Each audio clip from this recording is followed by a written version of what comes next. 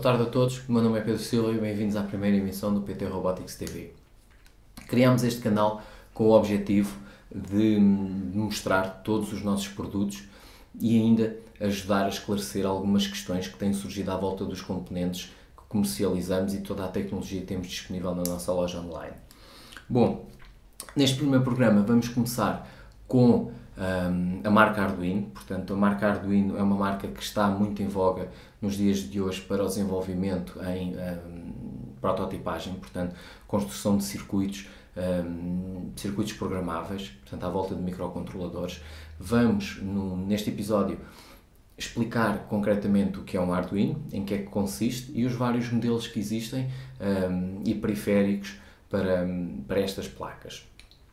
Vamos começar por explicar o que é um Arduino. Portanto, um Arduino é uma placa que tem no seu interior um processador e a capacidade de aceder e programar a todas as funcionalidades que este processador nos dispõe e que nos permite utilizar.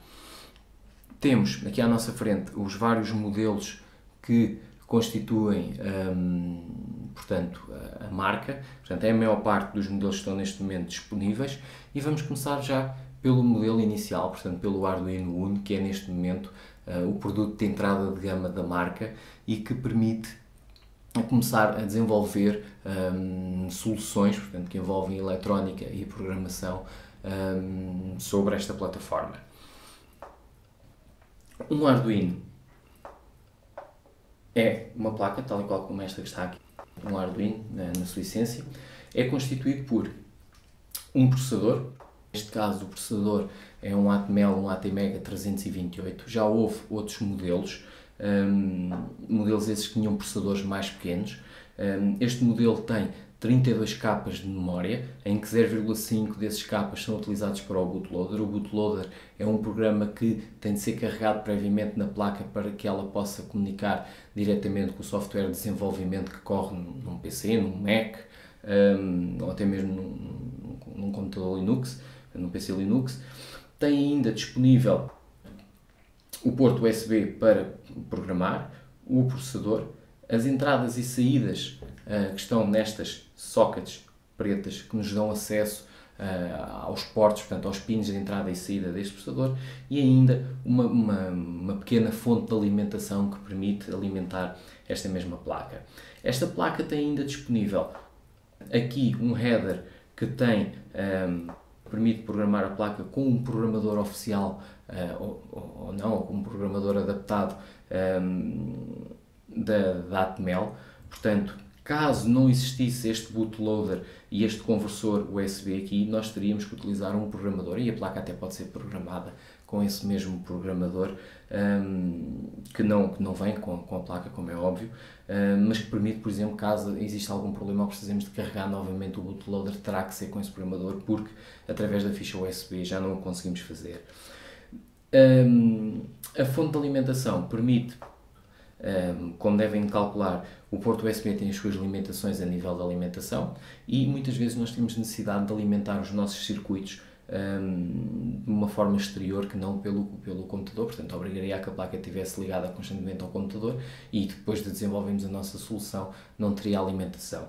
A alimentação pode ser colocada na placa através de várias formas. Uma delas é através do regulador e é a forma que deve ser utilizada normalmente. Portanto, só pessoas muito experientes, pessoas que estão a desenvolver já com bastante experiência, que podem ligar diretamente ou devem ligar diretamente a estes pinos através da ficha de 2.1 mm. Portanto, é uma ficha convencional que vem com aqueles adaptadores com os carregadores e que permite alimentar a placa e tem ainda a proteção e a regulação para as tensões necessárias ao funcionamento do Arduino.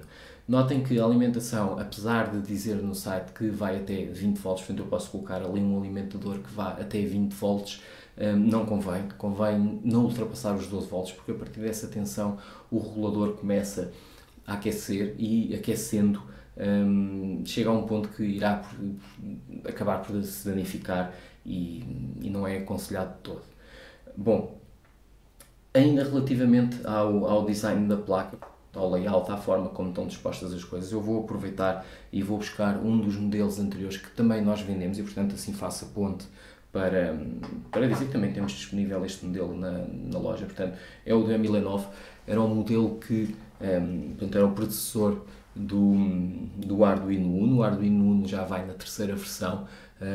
O do M1009, portanto, parou por ali, já não fazem mais esta placa. O que existe ainda são restos de stock que a marca vai disponibilizando. São placas mais baratas, portanto, o do M1009, mas não tem as funcionalidades que a placa Uno tem. São praticamente idênticas, a nível de processamento funcionam da mesma forma, as mesmas capacidades, portanto, tem os mesmos 32 capas de memória, 2 capas de RAM e 1 capa de EEPROM. Porquê? Porque é o mesmo processador. Tendo o mesmo processador, tem estas mesmas características neste caso. A única diferença, aliás, a diferença mais significativa reside no conversor USB. Como podem ver, o conversor USB, apesar de ter um encapsulamento diferente, é na realidade também ele um circuito integrado diferente. Neste caso estamos presente um ATmega, um 16U2, e neste caso estamos perante um conversor da FTDI, um FT232, que é um conversor já bastante utilizado, já com bastantes anos, e que tem apenas e só esta função. No caso do 16U2, no ATmega, permite-nos que nós venhamos a modificar o firmware do conversor, melhorando ou adaptando às nossas necessidades. Tem aqui toda a escalabilidade necessária para evoluir para outros patamares. Para novos designs, não devem de utilizar a do M1009, portanto devem de começar com a Uno, até porque é a Uno que está em plena produção neste momento. A do M1009 a qualquer momento deixa de haver placas, não conseguimos fornecer mais estas placas, e é a Uno que deve de ser considerada, como eu já disse, para novos designs. Relativamente ainda ao Uno, estes headers que aqui está, de 6 pinos, este permite concretamente utilizar o programador oficial da Atmel. Este aqui permite dotar a placa de algumas funcionalidades adicionais, como é o caso do interface TWI, Wire Interface, que permite que nós utilizemos a placa com dispositivos que utilizam este barramento, portanto é o barramento I2C, o antigo barramento I2C ainda em pleno uso. Há quem chame de Wire, ele é na realidade originário da Philips. Tem aqui o botão de reset. Todas as placas têm um botão de reset, ao fim e ao cabo com todos os computadores, porque não sabemos a qualquer momento quando é que o programa pode encravar. Funciona a 16 MHz, portanto nós conseguimos trabalhar com ela a 16 MHz. E tem 14 entradas e saídas digitais, 6 das quais são PWM, um conversor analógico digital com 6 entradas, portanto um conversor de 10 bits que permite que nós meçamos valores analógicos, portanto entre 0 e 5 volts predefinido, porque isto depois é facilmente alterável através do pino disponível para a voltagem de referência, e tem ainda aqui em cima disponível a parte da alimentação, 5 volts, 3,3 volts para algumas montagens e adaptadores, porque a placa pode funcionar com essa voltagem, se bem que não é a voltagem standard, mas pode funcionar com dispositivos e até controlar dispositivos que precisem ser alimentados a 3,3 volts, e tem disponível os 5 volts, o ground, a massa e até mesmo a tensão. É possível ter disponível a tensão direta do alimentador num daqueles pinos, e é também através dali que nós podemos injetar alimentação na placa. Notem que não devem injetar diretamente a alimentação na placa a partir dos vossos circuitos, por exemplo, muitas vezes numa breadboard, porque podem, se for mal feito, danificar a placa, e quando sendo uma plataforma aberta, testada à saída da fábrica, a marca recusa-se a trocar, e como é óbvio, portanto estamos a falar de um circuito totalmente aberto, pode ser danificado apenas por manusearmos de forma errada, portanto não é uma solução fechada que seja fácil de manter uma garantia, e portanto a marca, a partir do momento em que se danifique uma destas placas, a marca normalmente não as troca, aliás, não as tem trocado. Nós é que muitas vezes conseguimos repará-las e pronto, ou até ajudar o cliente a repará-las, porque muitas vezes passa apenas pela troca pelo circuito do processador. Muitas vezes basta só trocar o processador da placa por um novo processador. Notem, ele já tem que ter o bootloader, senão o software da marca não vai reconhecer a placa, porque ele está preparado para trabalhar com este bootloader e, portanto, não trabalhar. Não basta só trocar por um ATmega 328, tem que ser trocado por um ATmega 328 com o bootloader apropriado a esta placa. Ficamos aqui com o Arduino Uno. Aqui o do Emile 9, já tinha mostrado há pouco, são exatamente iguais, têm a mesma disposição de pinos, podem ser ligados e configurados praticamente, se não mesmo na totalidade, da mesma forma. Isto para um modelo de entrada de gama. De seguida, se precisarmos de mais funcionalidades, precisamos de uma placa maior, portanto, provavelmente ou com mais memória ou com mais linhas de entrada e saída, digitais ou até mesmo analógicas, e passamos para o irmão mais velho. Um dos irmãos mais velhos da plataforma Arduino é o Mega 2560. Também esta placa já sofreu várias revisões, portanto esta também é uma versão Release 3, portanto R3, é totalmente compatível, portanto com os shields Arduino. Quem optar por esta placa também é por ela que deve começar. Se precisar apenas de mais entradas e saídas, é também por esta que se deve de iniciar. Esta placa já tem um processador, portanto, não digo mais potente, mas com mais recursos, portanto, mais periféricos. Tem 256 capas de memória, 8 capas de RAM e 4 capas de EEPROM. 8 capas da memória flash reservada para o programa estão reservadas para o bootloader.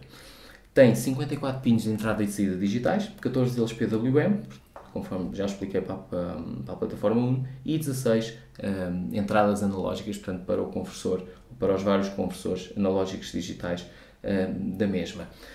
Esta placa, se formos a olhar em comparação com a placa Uno, podem ver que ela tem a mesma disposição até dada altura, apesar de ter o botão de reset no outro lugar, continua a ter os mesmos dois headers, portanto o header para o programador oficial da Atmel. O regulador de tensão é em tudo idêntico e estes pinos também. Há aqui alguns destes pinos, podem estar a perguntar ou depois consultar a datasheet, podem ver que alguns destes pinos não são utilizados. E não são utilizados porque estão reservados para uma futura evolução destes modelos e para trabalhar com outras arquiteturas. Calha uma plataforma que é o Arduino Due, que irá trabalhar com um processador ARM, portanto outra arquitetura, e precisará de 3.3 volts, portanto os shields terão que trabalhar de outra forma, e um destes pinos já está reservado para a futura escalabilidade e, portanto, permitir uma retrocompatibilidade com placas anteriores. Vou tirar daqui a Uno e vou colocar aqui um irmão semelhante da Mega 2560, que é a Mega 2560, mas ADK, conhecida como Mega ADK. O Mega ADK tem, para além de todas as funcionalidades da Mega 2560 original, ela tem o mesmo processador, as mesmas entradas, a mesma memória, tem todos os mesmos recursos, exceto um adicional. Ela ainda tem um anfitrião USB feito à custa de um Max 3421, funciona por SPI, está ligado ao ATmega por SPI e permite controlar dispositivos escravo USB, como é o caso por exemplo, um telemóvel Android. Portanto, esta placa foi mais vocacionada para controlar, ou, aliás, para servir dispositivos Android. Portanto, eu construir uma aplicação em Android que interage com a placa através do cabo, daí a ficha USB fêmea, e poder controlar esse telemóvel e até mesmo utilizar a placa para aceder ao exterior, portanto o telemóvel, a aplicação do telemóvel aceder ao exterior e controlar dispositivos externos como sensores, atuadores, motores.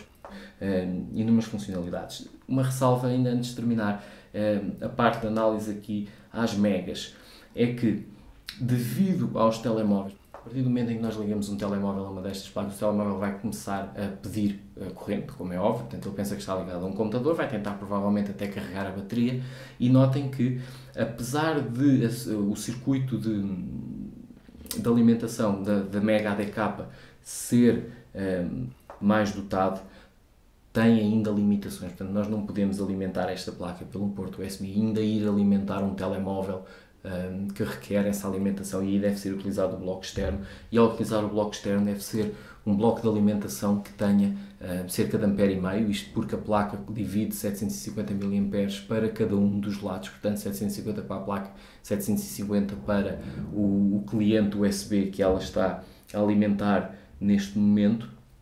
E convém ter isto presente porque pode a qualquer altura a montagem deixar de funcionar corretamente e nós não sabemos porquê, mas na realidade é um problema de alimentação.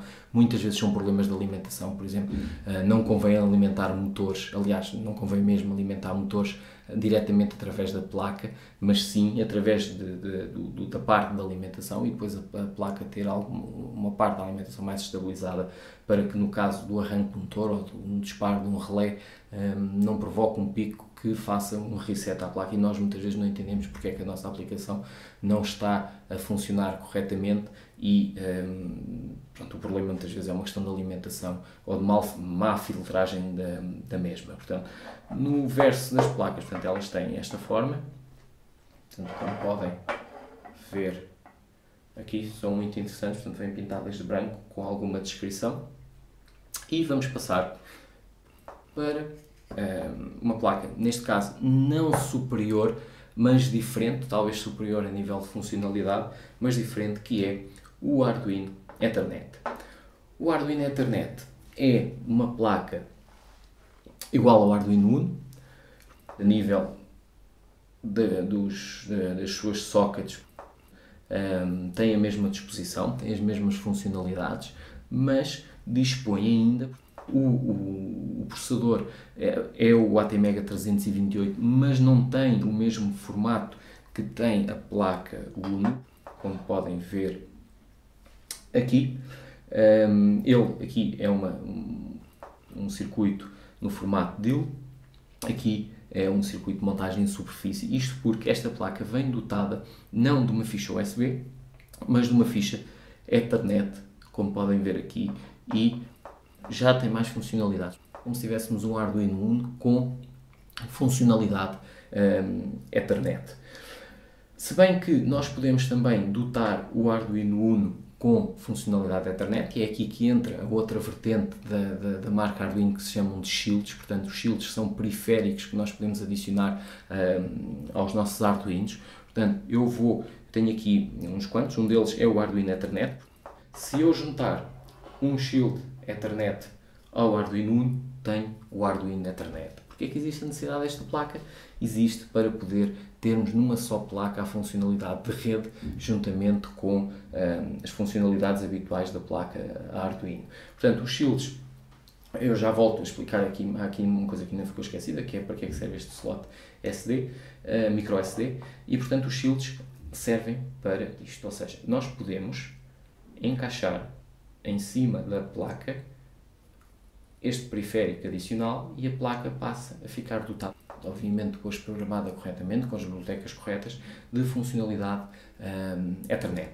Neste caso, e em comparação com o Arduino Ethernet, notem que nem todos os pinos ficam disponíveis. A partir do momento em que eu coloco um circuito que precisa de comunicar com o Arduino Uno, notem que alguns destes pinos ficam reservados automaticamente para o circuito W5100 da WIZnet, que é o controlador de TCP/IP, portanto é o que dá a stack de TCP/IP para nós podermos comunicar através de uma rede Ethernet. O circuito reset nesta placa está posicionado no mesmo local do Uno.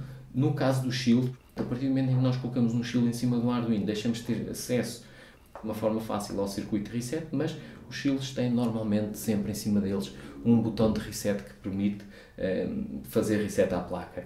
Ainda do lado esquerdo deste circuito, para a minha esquerda, na parte de baixo, abaixo do interruptor de reset, temos um slot microSD. Este slot microSD pode ser utilizado com e sem o controlador Ethernet. Ele serve não só para colocar ficheiros disponíveis, se utilizarmos ou se construirmos um servidor web à custa de um Arduino, podemos colocar ali os ficheiros que são necessários, os HTML necessários ao funcionamento desse servidor, ou ainda utilizá-lo de uma forma isolada, utilizando apenas e só o leitor de cartões SD para guardar dados, por exemplo, para construir um logger de dados, podemos utilizar ali o cartão SD, portanto aí a capacidade é totalmente limitada. Estão neste momento a perguntar-se porque é que, ou como é que nós podemos programar um Arduino Ethernet. Portanto, o Arduino Ethernet não pode ser programado diretamente com a ficha USB, porque, como podem ver, ele não a tem. E para isso, a marca disponibiliza o programador à parte. Na realidade, este programador é a parte do conversor USB, aqui já com uma ficha micro USB que permite ser ligada a este header que está aqui a 90 graus e assim programar diretamente a nossa placa Arduino Ethernet, e após termos programado a placa podemos retirar o programador e a placa fica a funcionar de forma autónoma. A nível de entradas e de saídas, cuidado porque alguns destes pinos já estão reservados para o W5100, que dota a placa de funcionalidades, como eu já disse, Ethernet. Alguns de vocês perguntam-se para que é que existem aqui estas barras de pinos, que não existem noutros modelos. Estes pinos que ali estão servem para este conversor. Isto é um conversor PoE. Um conversor PoE é algo que dota dispositivos que possam ser alimentados através de um cabo RJ45, portanto nós podemos injetar num cabo RJ45, obviamente seguindo regras que estão estipuladas na norma que regem estes produtos. Podemos injetar aqui uma tensão no cabo que alimente diretamente a placa à distância. Ou seja, este módulo pode vir ou não com o Arduino Ethernet. Nós podemos encaixá-lo aqui, ele tem que ser soldado, obviamente. No caso do shield, há shields com e sem PoE. Este PoE já vem de fábrica, este não tem PoE e pode ser colocado a posterior. Podem começar por desenvolver sem o módulo PoE e, se entretanto tiverem a ter necessidade de alimentar a placa remotamente através de um cabo RJ45, nós temos um adaptador passivo na loja, mas muitos switches de rede, portanto em ambientes mais profissionais e mais exigentes, já têm alimentação PoE, por exemplo, para os APs wireless, e portanto nós já podemos alimentar a nossa solução. Imaginemos que se tivéssemos um circuito que tivesse que funcionar remotamente e seria complicado colocar lá uma alimentação ou um bloco de alimentação, ou até mesmo seria perigoso, podemos dotá-lo de PoE numa ponta e na outra ponta injetamos a alimentação, portanto a alimentação dá na casa entre os 30 e os 50 volts, e depois este conversor, portanto isto na realidade acaba por ser um conversor de corrente contínua que baixa a tensão para os 9 volts necessários, que depois alimenta toda esta placa. Arduino Ethernet, módulo PoE, Shield Ethernet já com módulo PoE pode ser colocado. Em comparação, só mais a nível de revisão, este é o Shield sem PoE, Shield com PoE. Isto são o verso dos shields. Como podem ver, isto serve para fazer a passagem para o Arduino ou a VIN, até mesmo de outro shield. E vamos passar, para terminar, as plataformas Arduino e ficarmos só com os shields. Vamos só terminar com dois modelos que também temos habitualmente em stock, que são o Arduino Nano e o Arduino Mini.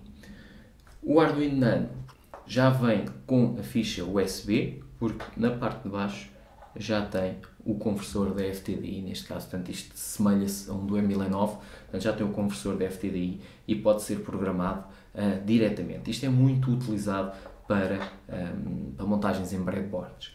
Este também pode ser utilizado em montagens em breadboards. Nós vendemos o Mini sem os headers, sem os pinos que nos permitem ligar outros circuitos. Vendemos os headers à parte. Se quiserem, basta só adquirir, cortar o header à medida e soldar diretamente. Este até está de pernas para baixo. E podem dotar ou não. Algumas pessoas, alguns profissionais utilizam estes Arduinos não com headers, mas diretamente com fios soldados, porque têm uma montagem muito específica e precisam apenas da parte do processador, já com o oscilador, já com o cristal, para trabalhar diretamente e, portanto, facilita. Para programar, neste caso, o Arduino Mini. Vou tirar daqui o Nano. Para programar o Arduino Mini existe, portanto, os dois programadores clássicos, não são programadores, são conversores USB, que podem ser utilizados ou não para programar o Arduino Mini. Podemos só querer ter um conversor USB TTL, 5 volts, para as mais variadas montagens e podemos só utilizá-los dessa forma. Este, notem, tem os headers, este é vendido sem headers, é chamada a versão Lite. Para programar o Arduino Mini, o mais aconselhado é um destes conversores. Ao fim e ao cabo, acaba por formar o conjunto daquilo que chamamos um Arduino do E1009 ou um Arduino Uno. Ainda uma nota. Os Arduinos não vêm normalmente assim em placas assim soltas. Em tempos vieram, portanto, em embalagens eletrostáticas, portanto, proteção à placa. Portanto, as embalagens têm este aspecto, é um saco eletrostático selado.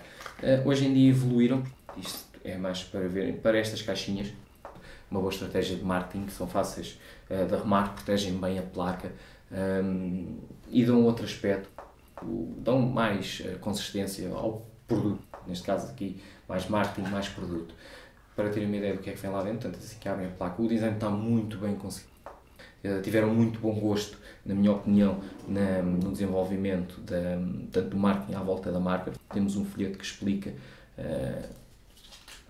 em que é que consiste este produto, uns stickers e o Arduino, tal e qual como já vos mostrei anteriormente.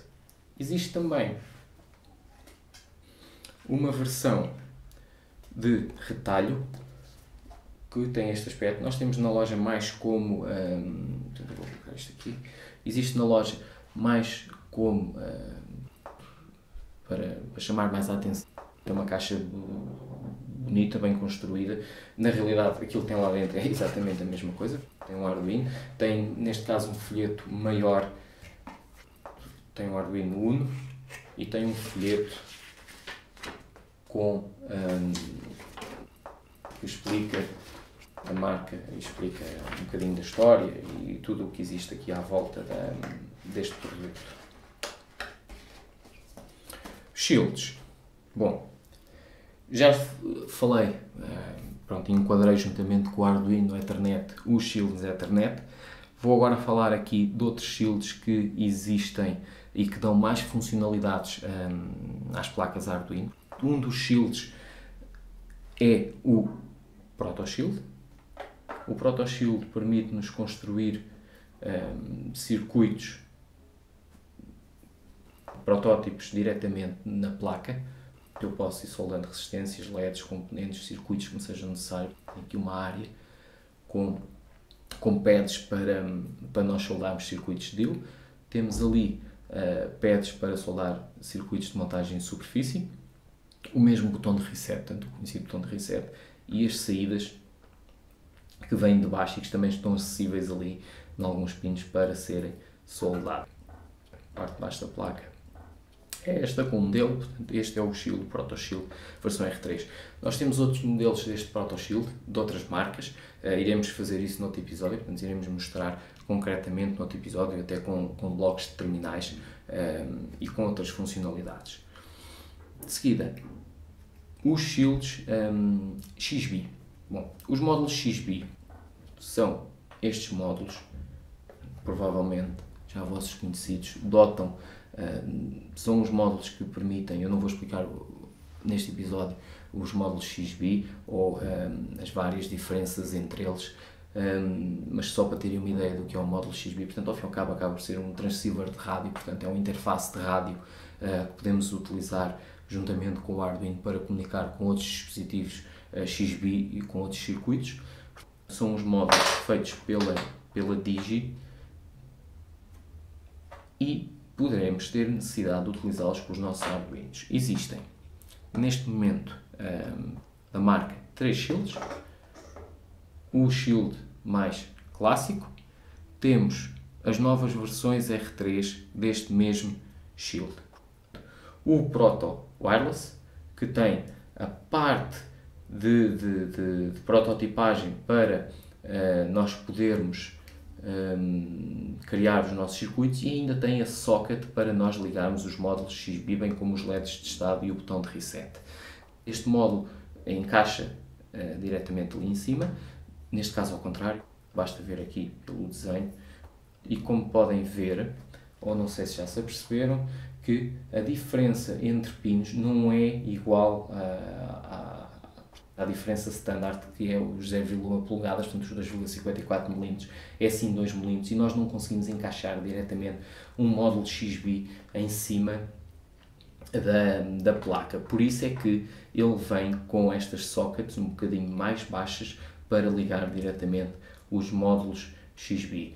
Tem aqui alguns jumpers de configuração que correspondem essencialmente, por exemplo, a este interruptor. Isto permite, por exemplo, utilizar o shield em cima do Arduino, da placa Arduino, e ligá-lo diretamente ao computador. Ou seja, eu posso ter, de um lado, uma placa Uno com um shield em cima e depois ter, por exemplo, um robô com um Arduino como cérebro e ter em cima dele um módulo XBee. No caso do computador, o computador comunicaria diretamente com o módulo XBee e enviaria os comandos para o robô, e o robô receberia através do seu módulo XBee e processaria no seu cérebro, no Arduino, que estaria remotamente. Este interruptor permite, portanto, este computador permite escolher entre o módulo a comunicar ou com o ATmega 328 que existe dentro do Arduino, ou diretamente com o conversor USB, portanto estaria a comunicar diretamente com o computador.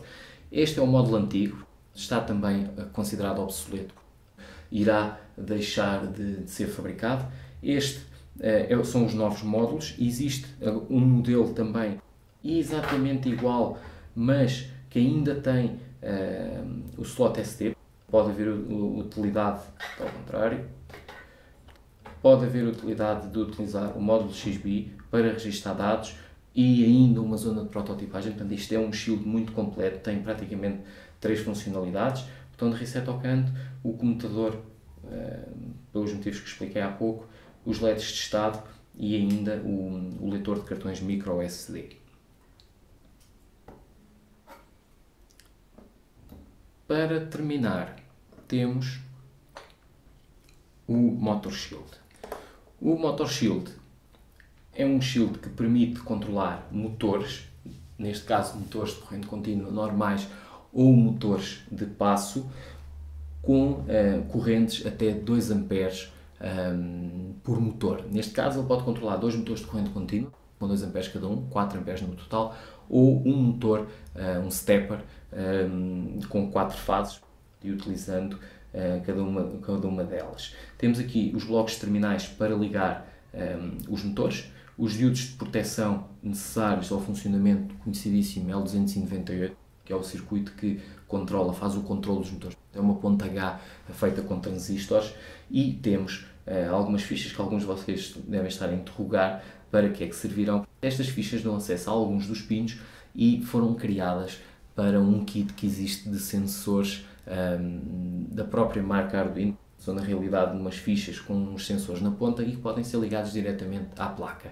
Nós não vendemos esses sensores, temos de forma individual como componentes, e temos também as fichas para poder ligar. Quem quiser pode aproveitar estas fichas para ligar ou fazer os seus cabos para ligar a determinados dispositivos, portanto ligam diretamente ao conversor analógico digital ou a alguma lógica que existe aqui que permite receber ordens do Arduino. Aconselho, aliás, como em qualquer um destes produtos, consultar a datasheet, ler com atenção ainda antes de utilizar. Muitas vezes nós evitamos erros, às vezes erros óbvios, mas que só pelo simples facto Só pelo simples facto de termos lido um manual ou a datasheet antes, poupa-nos imenso trabalho no desenvolvimento. De notar ainda que esta placa permite a medição da corrente que cada um dos motores está a consumir. Ela tem aqui na parte comum dos motores. Esta placa tem que ser alimentada externamente, não pode ser alimentada pelo próprio Arduino. E isso é configurado, lá está, ler a datasheet, é configurado com estes jumpers que aqui estão. São circuitos que podem ser ou soldados ou cortados para efetuar configurações definitivas. Porque é que eles colocaram isto assim? Eles colocaram isto assim de propósito para que a pessoa tenha a certeza daquilo que pretende fazer com este shield. Mas estava eu a dizer, é possível medir a corrente que cada um destes motores está a consumir, porque existem aqui duas resistências na parte comum do L298 que depois estão a ser amplificadas por um AMPOP, portanto um L350, um LM358, e que amplifica a queda de tensão que existe na resistência ao ser atravessada pela corrente que o motor consome. E assim nós conseguimos medir, à razão de 1,65 volts por ampere, quanto é que o motor está a consumir neste momento. A traseira da placa tem este aspecto, não há qualquer dissipador de calor como seria previsível no L298. O próprio L298 já tem cá atrás uma plaquinha de alumínio, mas não convém chegar ao limite desta placa, porque ele irá aquecer significativamente e depois, se não for arrefecido, poderá vir a queimar definitivamente. Agora, para concluir de vez, um outro produto que é óbvio, que é uma caixa, e que podemos utilizá-la para as nossas montagens com Arduino. A caixa não tem parafusos, tem apenas estas guias que servem não só para encaixar os Arduinos, mas também para a tampa. Servem para encaixar os Arduinos. A placa serve para o Arduino Uno e para o Arduino Mega, portanto eu posso colocar um Mega diretamente dentro da placa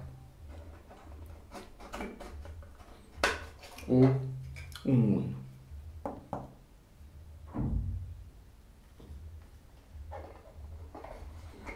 E ainda sobra espaço para circuitos adicionais ou fios ou até mesmo uma bateria que seja necessária à nossa montagem.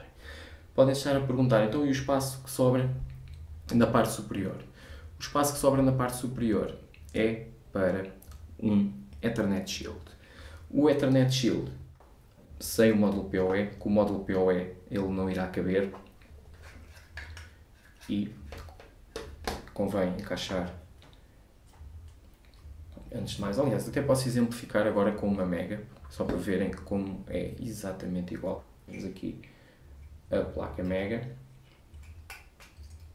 podemos encaixar diretamente o shield. Isto é preciso de alguma força relativa, como é óbvio, e passa a ficar encaixado diretamente nas guias.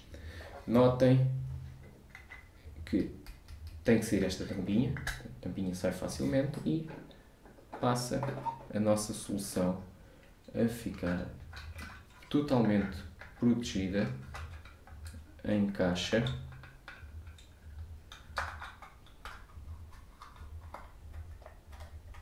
E temos aqui dentro, ao fim e ao cabo, um servidor web, por exemplo. Poderia ser um servidor web ou um circuito controlado remotamente. Bom, com isto terminamos a nossa primeira emissão. Espero que tenham gostado. Peço-vos que comentem, façam-nos chegar a vossa opinião, em que é que podemos melhorar, o que é que podemos apresentar aqui, o que gostariam de ver, não só na nossa loja, mas também aqui apresentado. Fazemos tensões de vir a produzir aqui algumas demonstrações, tutoriais e ajudar, portanto, os nossos clientes a alcançar e a concretizar os seus projetos e soluções que muitas vezes andam a passear dentro das nossas cabeças e que às vezes basta uma pequenina pedra de toque para conseguirmos levá-los a bom porto. Obrigado por terem assistido e este foi a estreia do canal da PT Robotics, portanto com a nossa primeira emissão. Obrigado.